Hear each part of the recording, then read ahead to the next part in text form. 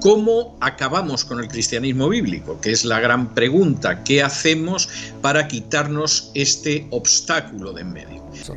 Los propósitos son propósitos bastante claros. Yo además no me atrevería a decir que lo lleven en secreto. En algunos casos son propósitos que se recogen incluso en instrumentos internacionales y que se hablan. Vamos a ver, ¿qué pretendería la agenda globalista? La agenda globalista pretende un control absoluto de la economía mundial.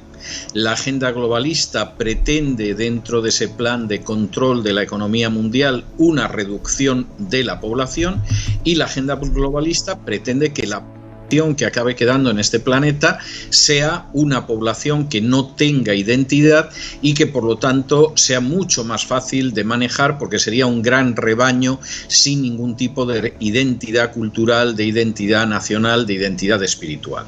¿Cómo se lleva a cabo este plan? Bueno, en cuanto a la reducción de la población del planeta, hay que decir que la agenda globalista ha obtenido éxitos escalofriantes. Desde que comenzó a legalizarse el aborto en Europa Occidental y en Estados Unidos a finales de los 70, inicios de los 80, el número de seres humanos que ha perecido, que ha perdido la vida en abortorios, supera los 1.400 millones de personas. Eso es la población completa de la República Popular China, y eso ha desaparecido en los abortorios. Por supuesto, en el momento en el que el aborto pasara a ser legal en Hispanoamérica, en África, en zonas de Asia donde no lo es, evidentemente esa cifra la podríamos multiplicar por 2 o por 3, es decir, podríamos conseguir una reducción de la población mundial que podría llegar con facilidad a 3, 4, 5 mil millones de seres humanos. Dentro de ese intento de reducir la población mundial está también la agenda que pretende implantar la eutanasia. En algunos países de Europa ya es legal, y que significa que no solo vamos a ir despoblando este planeta a partir de los no nacidos, con algunas legislaciones abortistas, incluso ya con los recién nacidos, sino que también lo vamos a hacer con gente que tiene cierta edad y a la que vamos a eliminar masivamente mediante la ley de eutanasia.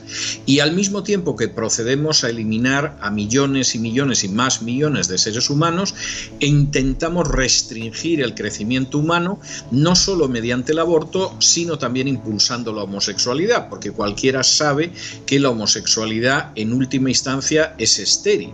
Si el género humano fuera homosexual, nos hubiéramos extinguido en este planeta hace miles de años. Es decir, la naturaleza humana es heterosexual, como lo es prácticamente en todo el mundo animal. Y en ese sentido, ese primer objetivo evidentemente tiene avances considerables y por supuesto tiene una meta muy clara, que es la reducción. Segundo aspecto importante, nosotros vamos a controlar lo que son la situación económica en el mundo, y sobre todo vamos a asignar el papel a los distintos países. ¿Cómo vamos a hacer esto? Mediante la farsa del calentamiento global. Tengo que decir que en términos históricos conocemos al menos 3 épocas en la historia de la humanidad donde ha hecho mucho más calor que ahora, y evidentemente no se puede atribuir, no se puede culpar ese calor mayor a la acción del hombre, porque estamos hablando del siglo XIII a.C., del siglo I a.C. y de la Edad Media, épocas en las que por supuesto ni había automóviles, ni había fábricas arrojando humo, ni había desarrollo industrial ni cosa parecida. Pero esa idea del calentamiento global nos va a permitir someter a las naciones. Cuando en un momento determinado una nación, llámese Perú, llámese Kenia, llámese Argentina, decida que quiere desarrollar una parte de su economía, que decide avanzar, existirá un organismo supranacional que le va a decir ni lo sueñe. Es decir, olvídese usted, porque si usted hace eso nos va a calentar el planeta y no se lo podemos consentir, con lo cual se va a condenar a no pocas naciones a que no puedan avanzar, aunque no puedan progresar económica y socialmente en el futuro. Segunda gran meta de la agenda globalista. Y en tercer lugar, vamos a promover unas inmigraciones descontroladas, porque eso hace que desaparezca la cultura nacional y desaparezca la identidad. Posiblemente la parte del mundo donde esto ha avanzado más, pero viene avanzando desde los años 70, es Europa con la inmigración islámica y con la inmigración africana. Una Europa en la cual hay naciones que en los próximos 10 años, 20 años, van a dejar de ser esas naciones para ser naciones islámicas, para ser naciones africanas. Y eso significa la cultura de esa nación, aunque esa nación se llame igual. Obviamente, una población que no es la población originaria de ese país, que tiene otra cultura, que tiene otras costumbres, que tiene otra visión espiritual, evidentemente va a significar la muerte de esas naciones y de esas culturas como están. Cuando nosotros hemos conseguido reducir la población, controlar la economía, acabar con las culturas nacionales, lo que tenemos es un inmenso rebaño. Y para llegar ahí, nosotros, me estoy refiriendo a los globalistas, nosotros tenemos que acabar con 3 obstáculos que son muy importantes.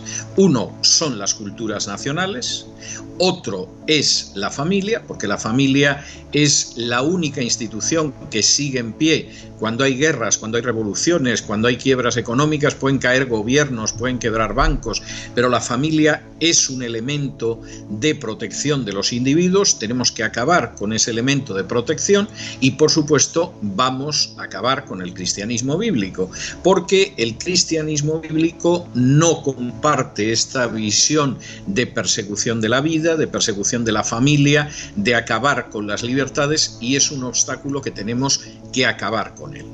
¿Cómo acabamos con el cristianismo bíblico? Que es la gran pregunta. ¿Qué hacemos para quitarnos este obstáculo de en medio?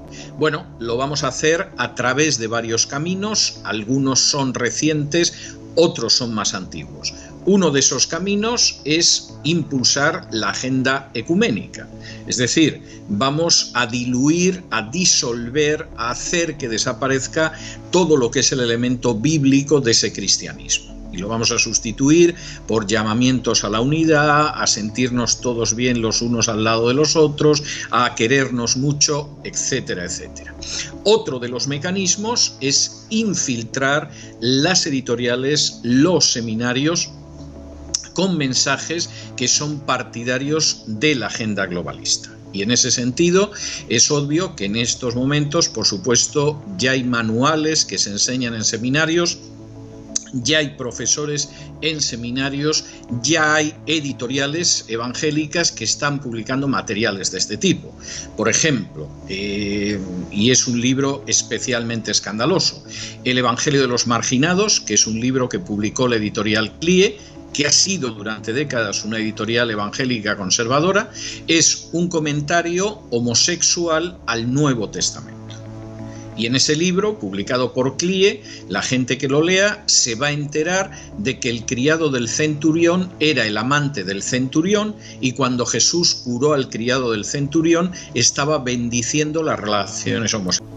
En ese mismo libro se va a encontrar que se afirma de la manera más blasfema y grosera que Juan el Evangelista era el amante de Jesús, etcétera, etcétera, etcétera. De manera que este es otro de los elementos. Y finalmente, el último elemento es ir avanzando hacia una Biblia ecuménica en la cual, en un momento determinado, se hayan borrado las enseñanzas contrarias a la ideología de género. Alguno dirá, ¿esto es imposible? No, esto es real. Ya existen Biblias que son incluso Biblias de estudio gay, donde se niegan los pasajes en que la Biblia señala que las prácticas homosexuales son incorrectas, y ya estamos llegando a Biblias donde, por ejemplo, desaparece el aborto.